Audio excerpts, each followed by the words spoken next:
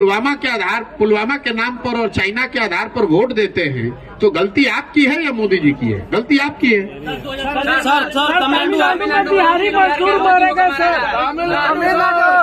नहीं, पार्लियामेंट्री व्यवस्था जो है, पार्लियामेंट्री व्यवस्था जो अभी है संविधान में, वो बिल्कुल ठीक है। इसमें मेरा पूरा विश्वास है, उसमें कोई दिक्कत नहीं है।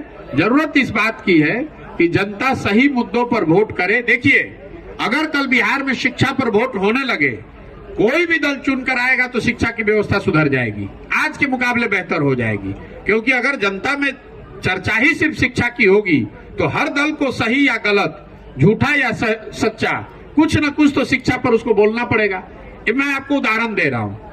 तेजस्वी यादव ने झूठ ही सही, लेकिन ये कहा कि मैं जब जीत कर आऊंगा तो 10 लाख रोजगार दे दूंगा। वो बिल्कुल झूठी बात थी। उस आदमी को ना उसने कभी कुछ सोचा था ना उसको देना था।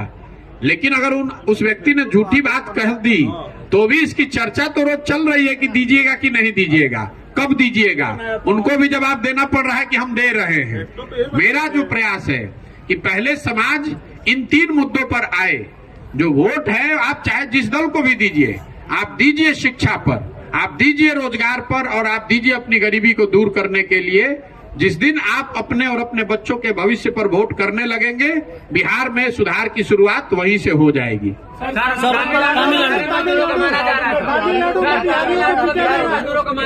बिल्कुल, देखिए, आप जो तमिलनाडु की घटना का जिक्र कर रहे हैं, कई लोग ये बता रहे हैं, कुछ लोगों ने ये भी बताया कि वो फेक वीडियो है। 2-3 फेक वीडियो भी उस संदर्भ में जारी किए गए हैं। मैं विधानसभा का एक वक्तव्य देख रहा था, ये माननीय उप मुख्यमंत्री महोदय बता रहे थे कि ये सब गलत वीडियो है। मैं अभी 2 दिन रुका हुआ हूं, मैं उनको सही वीडियो भी जारी करूंगा। उन लोगों को पहले बोल लेने दीजिए। जो लोग भी इस मामले को रफा दफा करने की कोशिश कर रहे हैं, इस संदर्भ में कुछ पत्रकारों से जरूर गलती हुई है, उन्होंने दूसरे जगह के वीडियो डाल दिए। लेकिन घटना में सच्चाई है। लोगों को वहां, बिहार के बच्चों को, बिहार से प्रवासी जो मजदूर गए हैं, उनको, उनके साथ मारपीट हुई है। जो डीजीपी ने तमिलनाडु के बयान दिए हैं, उन्होंने बहुत केयरफुली सिर्फ 2 वीडियो का खंडन किया है। उससे पहले 5 से ज्यादा वीडियो और आए हैं। पिछले 4 महीनों में से यह घटना हो रही है और इसका केंद्र सरकार की ओर से यह वीडियो जारी किया गया है। मैं अभी 2 दिन में जारी करने वाला हूं। पहले बिहार के जितने ये सो कॉल्ड नेता हैं, इनको जरा बोल लेने दीजिए कि बिहार, तमिलनाडु में कोई ऐसी घटना नहीं हुई है। सच्चाई ये है, और ये क्यों है पहले आप ये समझिए।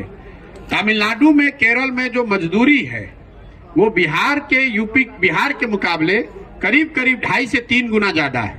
तो जब यहाँ के लोग गरीबी से, बदहाली से परेशान होकर वहां मजदूरी करने जा रहे हैं, तो बिहार के मजदूर अगर 20,000 रुपए में काम करने को तैयार है, तो तमिलनाडु का जो मजदूर है वो ये सोचता है कि भाई हमारे 45, उसको कोई हायर ही नहीं कर रहा है। तो इसलिए ये घटना घट रही है।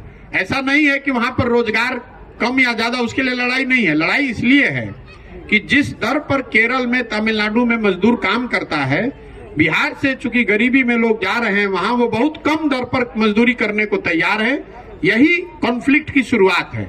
इसीलिए इन लोगों को मारा जा रहा है या इनके साथ बदतमीजी की जा रही है कि आप यहां से छोड़कर जाइए, ताकि हमारा जो मजदूरी का दर है, जैसे केरल में जो कृषि का दैनिक मजदूरी है वो करीब 700 रुपए है, बिहार में वो दर 200 रुपए है। अब बिहार का जब मजदूर जाकर अगर केरल में 300 या 400 रुपए में काम करता है, तो उसको लगता है कि उसको दुगनी मजदूरी मिल रही है बिहार के मुकाबले। लेकिन अगर बिहार का आदमी जाकर केरल में 400 रुपए में काम करेगा, तो स्वाभाविक तौर पर 700 रुपए में केरल के लोगों, मजदूर जो काम कर रहे थे, उनको रोजगार उनको नहीं मिलेगा। इसीलिए लड़ाई होगी। इसके मूल में बात यही है कि बिहार में रोजगार है नहीं। जो मैंने बात शुरुआत में कही कि गांव के गांव खाली हो गए हैं, लोग रोजगार के चक्कर में बाहर भाग रहे हैं। यहाँ सरकार को उससे तो मतलब है नहीं। सरकार को मतलब है जातीय उन्माद फैलाना। सरकार का मतलब है बेकार की बदतमीजी, बेहुदागिरी की बात करना। कहीं सरकार का ये चिंता ही नहीं है कि लोगों को रोजगार कैसे दिया जाए। रोजगार के नाम पर कुछ नौकरियों का सर्टिफिकेट का बांटा जाना, उससे तो बिहार में नहीं रोजगार खत्म होगा, रोजगार आएगा। 13 करोड़ लोगों की जनसंख्या में अगर आप 2 लाख लोगों को सरकारी नौकरी दे भी दें, उससे बेरोजगारी थोड़ी ना दूर हो जाएगी। सरकार के पास बेरोजगारी को